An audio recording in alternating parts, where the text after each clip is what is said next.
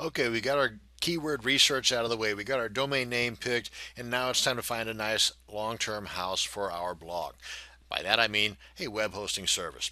Now, probably the best way to do this is to just simply go to the website or go to your favorite search engine, type in web hosting services, and boom, start looking. And right off the bat, you're going to see something like this that offer you the 10 best. They've already done a lot of the research for you, right? Well, let me just mention this to you now before you start getting too excited. A lot of times, and I'm not saying this across the board, but a lot of times these can be somewhat biased. In other words, they provide you with what they say is the 10 best based on the amount of commission they will make if you sign up through their links. Again, I'm not saying this across the board that that's the case with all of these.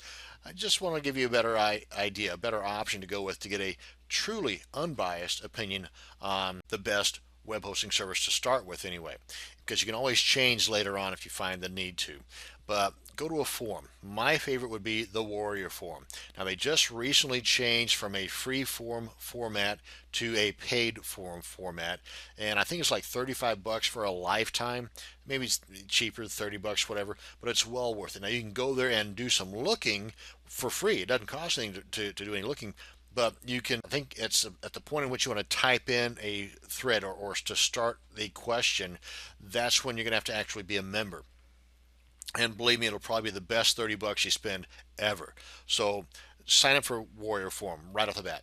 And then whether you do or not, using the forum idea, be it the Warrior Forum, Digital Point Forum, I Am for Newbies Forum, fantastic, especially if you're just starting off. There's a wealth of information here. Mike Mertz, this guy knows his stuff. So they got a wealth of information here.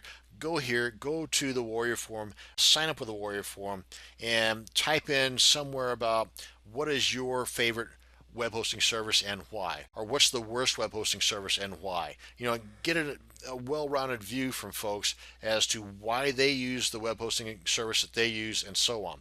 You might even get some in there that will offer you their own service because they themselves are a reseller. Again, just do some poking around, do some research, because this is something, even though it might be, $4 to $40 a month, is something that you want to get long term. So you want to start off strong if at all possible, but remember though that you're not locked in for a lifetime. You can change later if you need to, but you want to go into it with the idea of not having to change, because it can be a pain in the behind to have to change all of your stuff from one hosting account to another. I know from personal experience, from recent personal experience at that. So anyway, let me just show you the Warrior Forum that I'm referring to here. This is the right site here. And there is just so much information in here that it just boggles the mind. Come on in here, go to, what is it, whatever forum it would be in here. Not the special offers, but maybe this one here, discussion forum, and just type in there. And you might even just do a search for web hosting services and find a bazillion of them in there. So that's how you can get an unbiased opinion. Let's head on over to HostGator, and this pretty much holds true for a lot of them that have various types of services that they provide within their particular company. HostGator being the one I'm referring to right now. They've got a typical plain Jane hosting account where it's a shared hosting. In other words, this one computer, this one server right here, you and maybe 500 other people have websites on there. And you might have several websites on your account.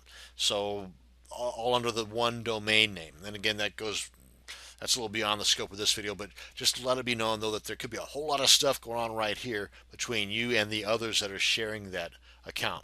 And then you have the reseller account, which is basically allowing you the opportunity to resell this service. So if you're into marketing and you've got a little bit of online experience under your belt, then this would be a great way to go, because you're able to recoup your expenses and even make a profit just from hosting other people's accounts. Now, with that comes certain managerial duties that goes beyond the scope of this video as well, but I just want to let you know though that with this added ability to make a buck is the added expense too. This was 25 bucks a month versus the 5 bucks a month here. Then from there, another jump up is a dedicated, whereas in this case, you can see the expense there. You're not sharing it with anybody else. This one computer is yours. But along with that comes some additional experience required by you that just is not required here. But at this point, whenever you're at this level of online marketing or online sales, then you're going to have that experience. So it's not that big of a deal when you get to that point.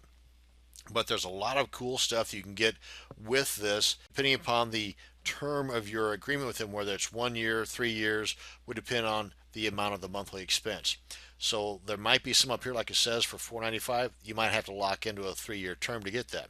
But there are other services out there like Host Monster, for example, that provides you with a free domain. So in addition to the one you already purchased, you'll just have a second domain.